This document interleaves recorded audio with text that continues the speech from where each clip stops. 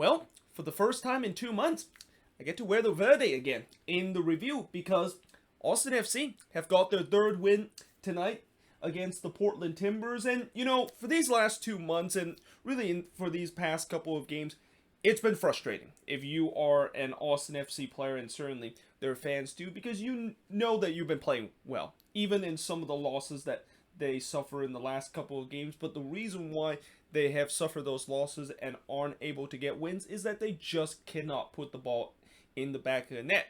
Now, that being said, I was also thinking that, as much as it is frustrating that they aren't able to put the ball into the back of the net, you just kind of sense eventually that's going to happen. And eventually, there's going to be that weight lifted their shoulder coming into this game, where if they can just get that first goal ever at Q2 Stadium, the floodgates is going to open.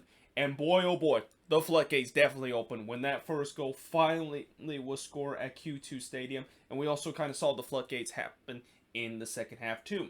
Now, in the first half, 3 minutes into this game, Pochettino did try a free kick shot from 25 yards out that took a wicked deflection, but unfortunately goes wide. Austin, I thought, once again was starting on the front foot, and you can definitely sense that there are desperation of this team. Like, they know that it's been frustrating that for the past couple of games they haven't been able to put the ball into the back of net, but they've also have seen, what I've seen in the past couple of games is that even when they're frustrated that they can't score, they're still trying every way to basically put the ball into the back of the net. And, you can even sense that the 20,000 fans that was in the stadium was sensing that, because Q2 Stadium was already rocking from the beginning of this game, and it will continue to rock throughout the full 90 minutes. And you can also see that they were trying their best to finally will this team to score their first ever goal at Q2 Stadium. And it almost happened in the 7th minute as Pochettino had another chance from close range, but Steve Clark was able to deny him there. Then we almost saw the first goal of Q2 Stadium as Tuiluma almost scored the first goal in Q2 Stadium, which you think that's probably bad news for Austin FC. Well, it turns out that actually turns to be good news for Austin FC, because Tuiluma actually basically hit that one into his own net. So we actually almost saw an own goal as the first goal in Q2 Stadium. And as much as I know Austin FC fans will definitely celebrate when that goals come in, I kind of am happy the fact that that one didn't go in, and that, I know when a first goal is scored at a new building, it's always going to be memorable, but you want to also make that first goal to be kind of a memorable and just such an amazing goal, not like an own goal that we're going to see in this situation, or even the opposition scoring the first goal in the brand new building. So, as much as I know Austin FC fan wish that went in, I feel like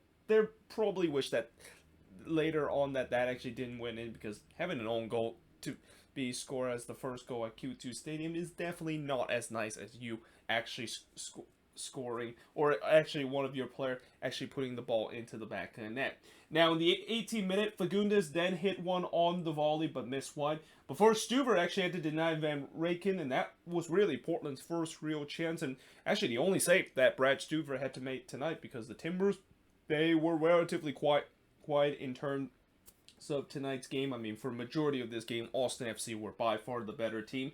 And then in the 27th minute, finally, the first goal of Q2 Stadium was scored. And it's John Gallagher scored from Pochettino to make it 1-0 in favor of Austin FC. Q2 Stadium absolutely erupted. Like, I have not, in the last game when I talked about how I have heard kind of like a playoff atmosphere at Q2 Stadium right near the end of the game against the Columbus Crew, and I thought that was just incredibly loud.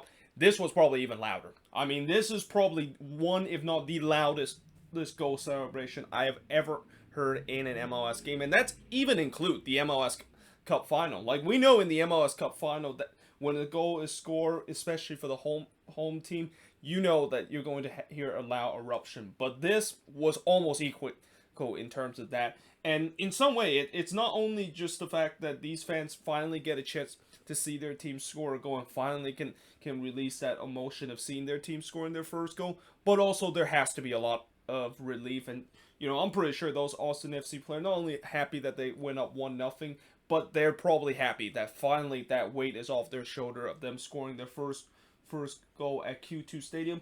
And it kind of showed because just 6 minutes later, they would make it 2-0. And it's Diego Fagundes scoring the second goal at Q2 Stadium from Dominguez and Cascante.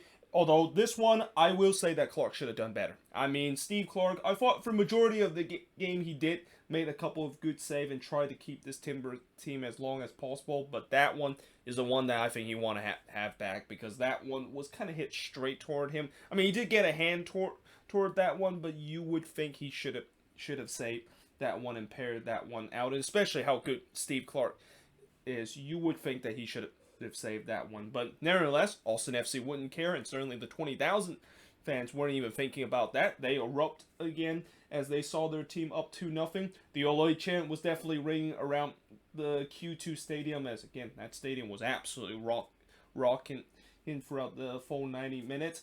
Then I also kind of wrote, this is the best I've seen Austin on the attack this season. I mean, this is really the first time where I've actually seen Austin not only do well in terms of the build-up, but actually create some decent chances and looking threatening to score goals. I mean, that's, the part where we look at them able to look good on the build-up and sometimes create chance. That's been something we've seen with Austin FC. What we have not seen is them putting into the back of the net, or putting those chances into the back of the net. And once they did that, you can definitely see the confidence level of this team. I mean, I think John Strong even said it on the broadcast. You can definitely see that this team was playing with so much confidence. Now they finally are able to find a way to put the ball into the back of the net. And then in the 38th minute, Gallagher had a chance to make it 3-0 in favor of Austin, but he was denied by Steve Clark.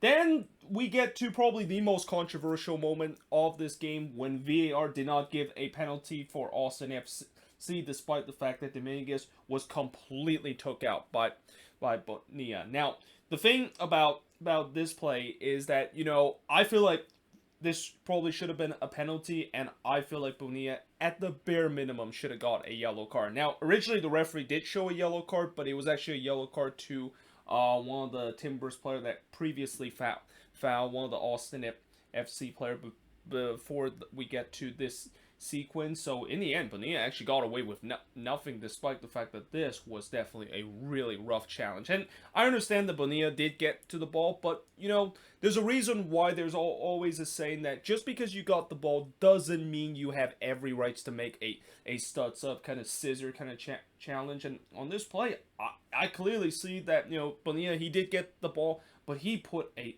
very dangerous, reckless kind of studs up challenge that I feel like that should have been a foul, and that should have been a penalty. Now, there's also arguments saying that, the way that this Bonilla basically make that challenge on Dominguez, you would say that maybe Dominguez had a chance to maybe avoid that. For me, when I look at it a couple of times, I really don't see how Dominguez could avoid that one and not get completely took out like that. So in the end, I feel like that should have been a penalty. Obviously the 20,000 fans were very angry about that, and I was worrying that they were going to do something that I've seen fans have done when they get very angry at a call and think that they of course got robbed by VAR, and that of course is throwing trash into the pitch. But fair play to this Austin FC crowd, and at Q2 Stadium decide not to throw those trash and throw those ball onto the field, because that's always never a good look when you see that happen, and I just kind of fear that of course was going to happen. But in the end, they kind of did get very angry and was kind of booing every calls that goes against their team. Although in the first minute of stoppage time, Ibovasi then thought that he was brought down in the box, but nothing was given in terms of that play. I mean, if something was given in terms of that being a penalty, I think the Austin FC fans will definitely go to that limit and maybe even start thinking about throwing some trash into the field. But then in the 6th minute of stoppage time, by the way, this game really got very heated after that VAR call. Like before, when the referee actually announced the verdict of the VAR, I think it was Valeri and Dominguez kind of had a heated discussion with each other. So it was getting very hot in terms of the tempers between both of these teams. But then in the 6 minute of stoppage time, Ibobasi scored from Larea and Valeri, and this no doubt was completely against the run of play. Like the Timbers, besides that one good chance they had in the 20th minute, they weren't really in this game. And just like that, the Timbers were able to get one back and definitely silenced that 20,000 fans and kind of gave them a little bit nervous kind of energy heading into the second half, knowing the fact that it is still only 2-1 and the Timbers could maybe use that goal as a way to get themselves some momentum heading into the second half. But unfortunately, that was not the case, because as we head to halftime with Austin FC leading 2-1 against the Timbers, and in the second half, Austin FC basically picked up where they left off in the first half, which is continued to press to try to restore that 2-goal lead. It was kind of a slow first 5 minutes in the second half, but Jimenez almost made it 3-1. But unfortunately, he struck the post. There was a shout for a penalty from the 20,000 plus after Fagundes was clipped and went down the box, but nothing was given in that play. Austin, of course, as I mentioned, they were pushing to try to restore that 2-goal lead. Stroud just drags it wide from 10 yards out in the 59th minute before Steve Clark absolutely robbed Jared Stroud, who put an amazing strike from about 20 yards out. It was kind of bending toward that top left corner, but Clark full stretch able to make that save to keep this one at 2-1. And I also kind of wrote, as much as I thought Austin was dominate possession and chances, they got to be careful not to push too many men forward and get caught on the counterattack, because after all, this Timber side, even though I know they've been dominate throughout the game, you just kind of sense that if Austin does commit too many men forward, because that's kind of the thing that Josh would like to do with his team. He's kind of fearless in terms of bring man forward and try to continue to push his team to score a goal. But when you do that, sometimes you are definitely going to be vulnerable on the counter attack. And I thought, if Austin is not careful in terms of pushing too many men forward and trying to get that crucial third goal, they're going to get themselves caught on the counter attack, and this game would be tied up at 2 apiece. But it turns out that was not the case, because eventually they did get that third goal, and in the 77th minute, it's Alex Rain getting his first goal for Austin FC as he scored for Dominguez to make it 3-1 in favor of Austin FC. And the party mode was definitely activated at Verdeland, and that party mode would get even louder, because in the 80th minute, it would be Jimenez scoring his first goal for Austin FC as he scored from Jared Stroud to make it 4-1 in favor of Austin FC. That's also now the most goal that Austin FC have scored in MLS, as previously they did win 3-1 against Colorado earlier this season, but this is now the biggest margin and the most goal they have scored so far in MLS play. And that turns out to be your final score of this game, as the shots in this one, 13 shots compared to 5 that Portland has, 8 shots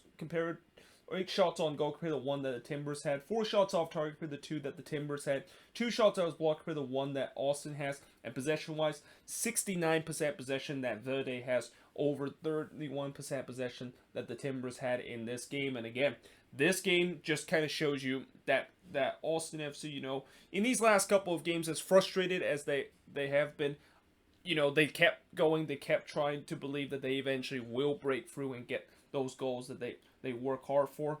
And this game finally showed. And now we'll see whether or not if that can basically continue in these next couple of games. But for the Portland Timbers, yeah, this was no doubt the worst game they played so far for this season, and even probably worse than the one when they play against the Philadelphia Union. Well, I think this one and the game against the Union was equally as bad. But the only good news I will say for the Timbers is that at least they're going to actually have a 2-week break before their next game is going to happen, and that will definitely get some of these players that is currently on the IR, well, not just some of these players, but many players that is currently on the IR table, or guys that are on international duty, whether it's in Copa America or in the Euros, to be back with this team. And I don't think the Timbers, when you look at the team that they feel, I don't think this is going to be something similar we're going to see down the line. I think this team is going to get much stronger in these next couple of weeks. But unfortunately, this was just a game where they just run into an Austin FC side that was just so desperate eventually to score that first goal. And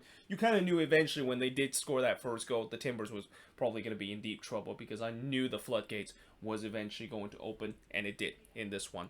But yeah, there you have it. That is pretty much it for this video. Let me know in the comments below what do you think of this game, and also happy Canadian Day, or happy Canada Day for our friendly neighbor at the north. I mean, in some way it is happy Canadian Day, but the proper day in terms of the celebration of the name is happy Canada Day. But again, happy Canada Day to our friendly neighbor up in the north. But yeah, until then, hope you guys enjoyed this video, and I will see you guys next time.